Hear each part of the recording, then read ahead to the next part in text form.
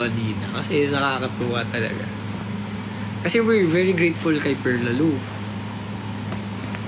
Kaya alam namin yan si Perla Lou. Kaya guys, kahit anong gawin nyo, kahit anong pangbabash nyo or anything, pass. Hindi yan tatama sa amin kasi guys, yung na-build namin relationship with Team Bardagulan and with YML, hindi nyo na yan mawawarak. Hindi man kami close with everyone, pero time lang yan and schedule. Kaya don't bother bashing kasi mag-waste lang kayo talaga ng energy nyo and time. And sobrang daming magandang ways para mabuhos yung energy. Huwag nyo na ibuhos ang negativity. Tingnan nyo, yung iba nag-hate tapos di nila alam kanina super saya natin. Yung mga ganyan ba? Ako for me sa mga nambabash, find a hobby.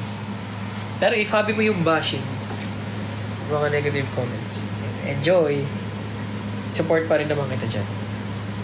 Pero yun lang, wish ko lang for mga ganong persons is maka-find ng right,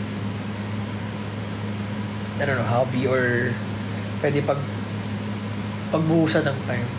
Diba? Muna kayo.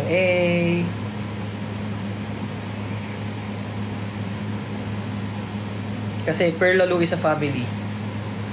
Kahit mag-away mo kami niya ni Perla Lou or kung sino mang boys ang maka-away ni Perla Lou, wala yan guys. At the end of the day, we're family and we're gonna be okay pa rin at the end of the day. Kay catering. Lap trip po kanina. Lap trip kami sa likod.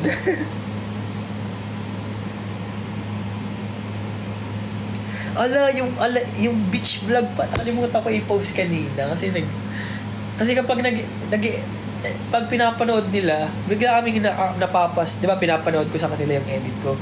Tapos mapapastop kami, tapos magtatawanan na kami. Tapos wala na, hindi na natapos. Oo nga eh. Kay Vrix, natutuwa ako kay Vrix. Kasi may dala siyang JBL na may dalawang mic. Sana all. Ang sarap katropa ni Vrix kasi kung lagi siya may dalang ganun, ako.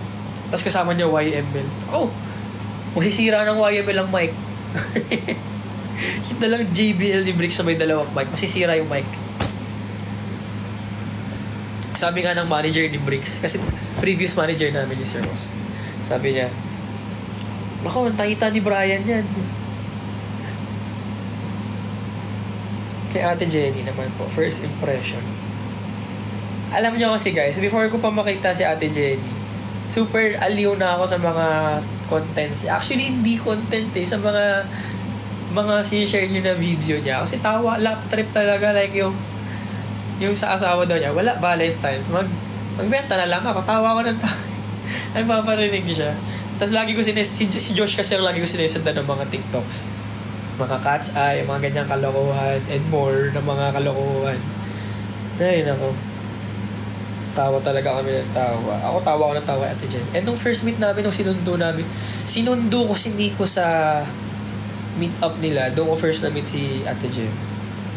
Basta nag-dinner sila, nag-meeting or something. Tapos na-meet ko si Ate Jen for a while lang. Sinundo ko si Nico kasi may lakad kami.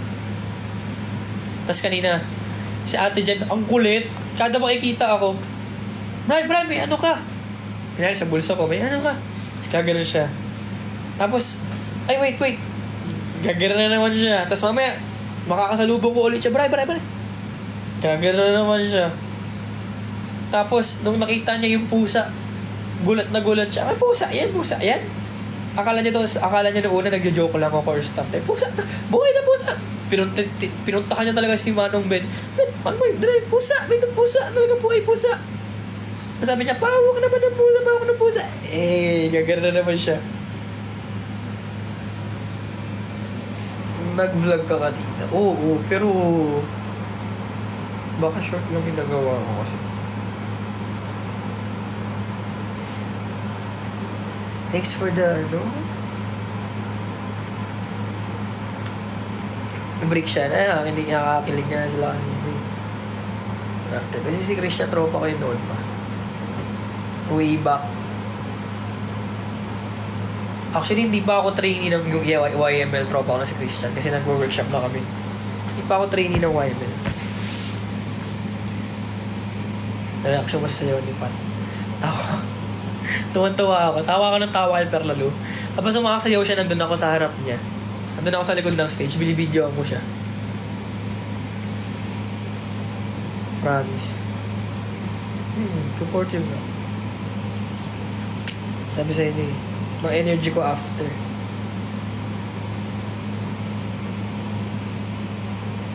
Bukas. Ayun na yung mami ko. Si Ryoto yun, mama. Sinundo nila mami kanina yung kate. Umihi yung pusa sa car.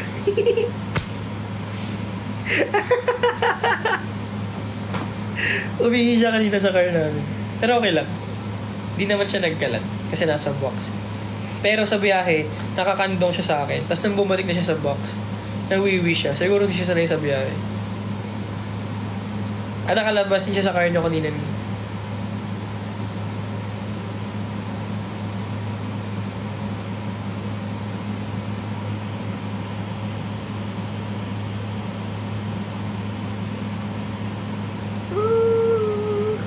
I don't watch PBB.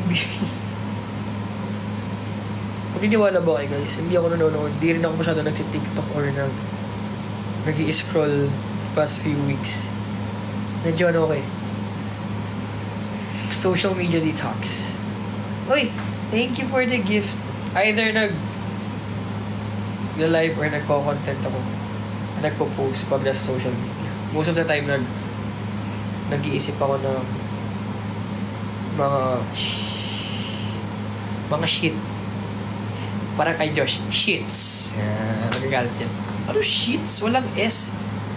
Stuff lang. Foods. Food lang. Diba? Ooh.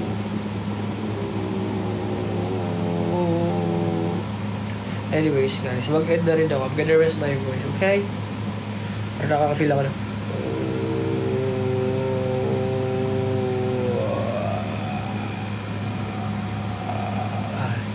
Mag-rest na rin ako guys, ha?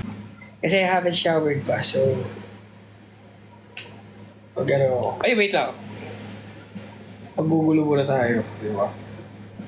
Sheesh. Guys, I'm gonna end na rin, ha? Kasi I have to sleep. Then shower. Parang shower.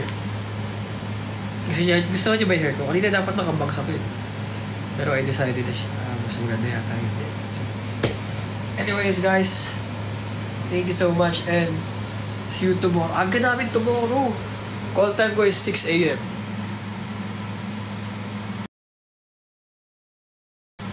So, yeah. Bye-bye. Thank you guys. I'll live tomorrow. I'll try to live with the boys. Bye. Kasamnida. Timbar Dagulan. Shoutout sa Perla Lu sa nagbigay sa akin ng cat. Thank you guys.